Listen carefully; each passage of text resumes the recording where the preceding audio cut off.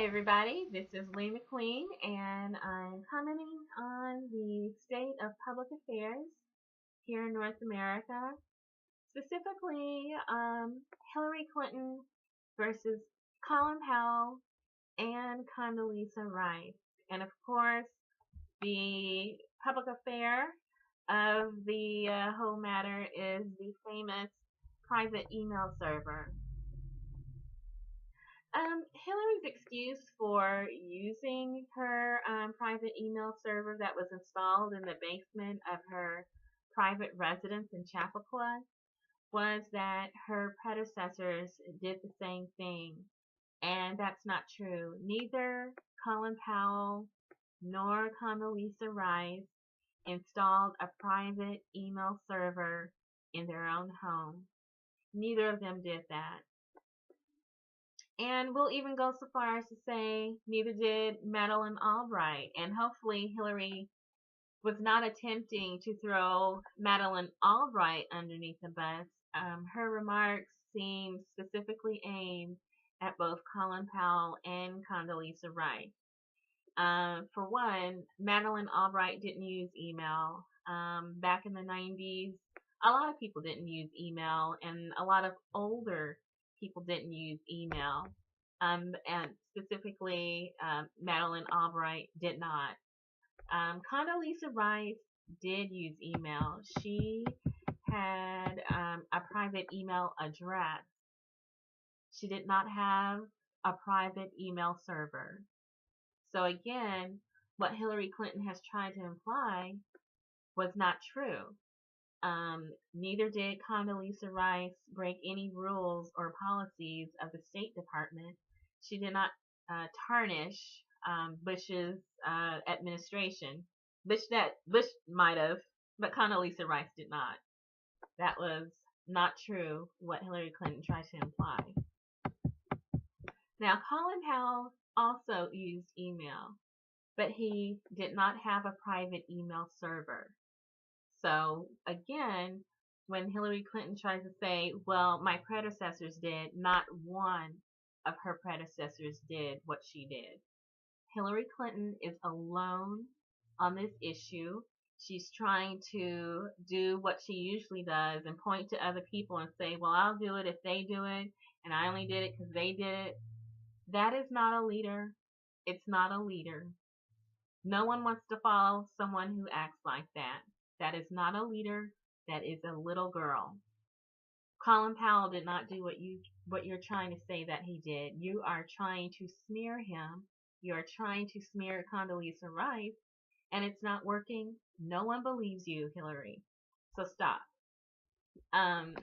Okay, so Colin Powell used email. He did not have a private email server. He had a private email address.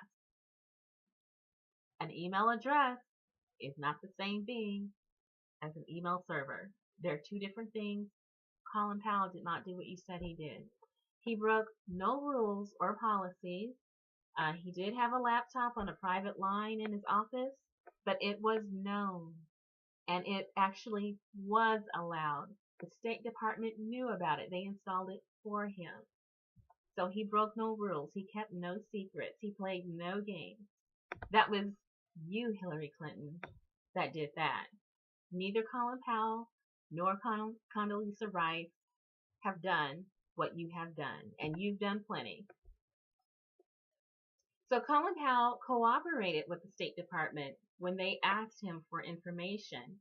He broke no policies or rules of the State Department. He broke no laws.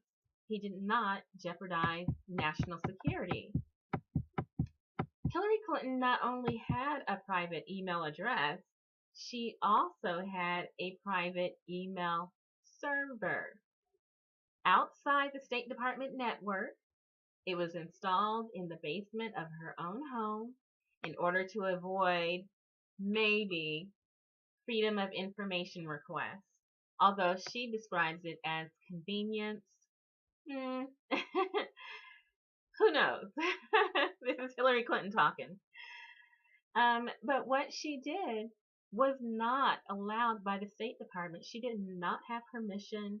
It was not allowed. It was not known because she didn't tell anybody. It was serviced by Brian Pagliano. He's a State Department employee who moonlighted for Hillary Clinton. He was not working under the State Department rules and policies when he did that for Hillary Clinton. He was moonlighting. Hillary Clinton paid Pagliano off the books. That means she knew what she was doing was not right. It was not allowed. It was breaking the rules. It was breaking the policies. And so she kept it a secret. And she encouraged or requested or forced Pagliano to keep the secret with her. She corrupted him. So he was paid off the books, and now he has pleaded the Fifth Amendment. He doesn't want to implicate himself, meaning there is an implication that he doesn't want to reveal. So he's not cooperating. He's trying to protect himself, meaning that, again, Pagliano knows that something is wrong. Clinton had Pagliano connect that server to the State Department's network. When she did that, she exposed all the information at the State Department in their networks to hacking attempts by foreign hackers, and who knew who they were connected to, possibly terror cells. So not only did Hillary Clinton corrupt a State Department employee, she paid him to do unofficial acts and illegal acts, and then she exposed private information at the State Department to the world. She jeopardized national security. That's her legacy at the State Department. So when she gets up on stage and makes a big foreign policy speech about I did this, what else did you do while you were doing that? You put all of us at risk.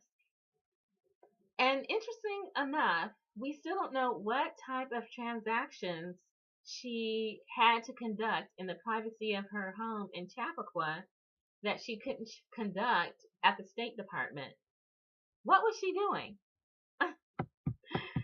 Well, the Inspector General has determined that Hillary Clinton did break rules and policies. She refused to cooperate with the State Department. She lied. She may have committed perjury. She withheld information. She kept secrets. She likely broke the law. And the FBI is still trying to determine the extent of the damage she has caused with her actions. But what I really don't like about this, besides all the putting us all of our lives at risk, the lives of our nationals across the sea, in foreign nations, possibly our military, besides all the lives that she put at risk with her recklessness and her negligence and her secretiveness, the attempt to smear Colin Powell, who does not deserve that, and Condoleezza Rice, by saying it was allowed, and I'm curious if that's her lead up to trying to smear Barack Obama, because Hillary Clinton does not want to go down alone. She's going down. The question is who she's gonna try to take with her. She tried it with Condoleezza Rice and Colin Powell, and it didn't work. So who else does she have on her list? By the way, for Barack Obama, just as a reminder, it was Colin Powell who cleaned up the mess that Hillary Clinton's campaign and her supporters caused during the 2008 primary race. Hillary Clinton's campaign has pictures of Barack Obama around while he was dressed in African clothing, saying in the caption, "This is Barack Obama in his native clothing." And thereby, they implied that Barack Obama was a foreign national. They were trying to disqualify him. and this was late in the primary race. They were trying to ruin Barack Obama. Barack Obama's mother was an American citizen. He was born in Hawaii. He was always a U.S. citizen. No matter what anyone tries to say or tries to imply, there's no evidence to the contrary. No one has produced any evidence to the contrary. All we have is evidence that he is indeed his mother's son, and that he was born in Hawaii. There's nothing else that says anything else. But Hillary Clinton's supporters went so far as to file court orders to prevent Barack Obama from taking office. They wrote blog articles against Barack Obama on this issue. They filed legal paperwork. They were trying their best to tear Barack Obama down, and she did nothing to stop her supporters and the volunteers and her campaign from doing that. She did nothing. She said nothing. Only then, well, as far as I know, I think he might be what he says he claims he is to be, as far as I know. She said that. Okay. And so her volunteers and supporters also tried to claim that he was not a citizen and that he was possibly Muslim, and therefore he was possibly a terrorist and or a terrorist sympathizer. 2008 was a very rough year. Colin Powell in October of 2008 got on national television and met that mess that Hillary Clinton caused head on. He said that Barack Obama is a Christian, Barack Obama is a citizen, and then he endorsed Barack Obama for president. Yes, a high-ranking member of the Bush administration endorsed Barack Obama and protected Barack Obama when Hillary Clinton tried to tear Barack Obama down. Someone from his own party. Colin Powell also questioned the sheer bigotry of using the Muslim religion as a smear against anyone. And it was bigotry that was used, and how they were trying to claim, put those characteristics on the Muslim religion. And it was Colin Powell who questioned that, and it needed to be questioned. Colin Powell stood up for Barack Obama after Hillary Clinton tried to tear Barack Obama down. Party affiliation aside, Colin Powell came through for Barack Obama when he needed some help at that time, when he needed that kind of endorsement. And in other respects, the media, the mainstream media at that time, tried to provoke Condoleezza Rice into shading Barack Obama. They asked her, like, what do you think of him? Do you have any concerns? And she refused to do so. She did not. She would not participate in that. She never said one single word against Barack Obama. She did not take she didn't take the bait. Now she didn't endorse Barack Obama, but neither did she throw him under the bus and start punching him in the gut like Hillary Clinton and her supporters and volunteer and campaign did. Condoleezza Rice and Colin Powell treated Barack Obama much better than Hillary Clinton, but particularly Colin Powell did. And I'm really hoping that Barack Obama remembers that while he's trying to decide how to deal with the viper that was in his administration and that has turned on him more than once. By the way, I just wanted to add that the voters, the electorate, the citizens of the United States do not necessarily wish to continue the status quo. We don't wish to necessarily continue the policies of the Obama administration. Rather, the voters of this nation want to take those policies of the Obama administration and enhance them to make them better. We want to go further than Barack Obama was able to on health care, on education, on jobs, the environment, on trade, on military interventions. We don't want the status quo. We want better. Not necessarily saying anything against Barack Obama, but we want and we feel that we deserve better. Barack Obama, the worst mistake that he said of his presidency was the intervention in Libya, which was pushed and led by Hillary Clinton. Hillary Clinton wants to continue the worst mistakes of Barack Obama's presidency with Syria. No fly zone. Troops on the ground. She possibly wants the same with Iran. We've seen what she's done on foreign policy. We don't want that. We want better. The world wants better. We've seen what she's done in Haiti and Honduras. We're not impressed. Bernie Sanders wants to take the very best policies of Barack Obama's administration, not the worst.